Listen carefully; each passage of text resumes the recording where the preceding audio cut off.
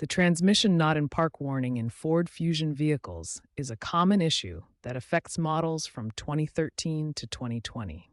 This warning indicates the car's computer cannot properly detect when the transmission is in park position. The most common cause is a faulty transmission range sensor, or TRS. This sensor is responsible for telling the car's computer, called the PCM, what gear position the transmission is in.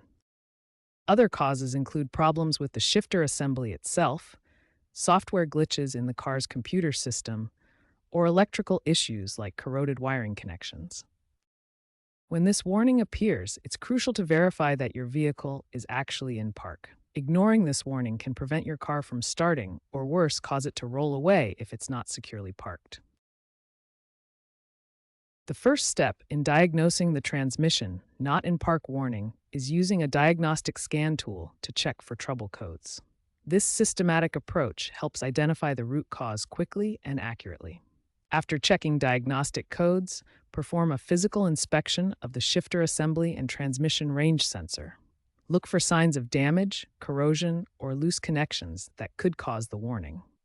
Ford has issued Technical Service Bulletin 19-2259 specifically addressing this issue. The TSB provides official repair procedures and often recommends software updates before hardware replacement. There are three main repair solutions depending on the diagnosis. TRS replacement is the most common fix, costing $300 to $500.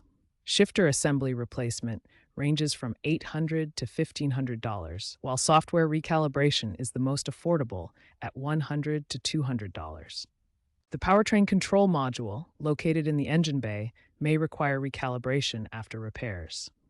Always use OEM or Ford-approved parts and ensure proper calibration to prevent recurring issues.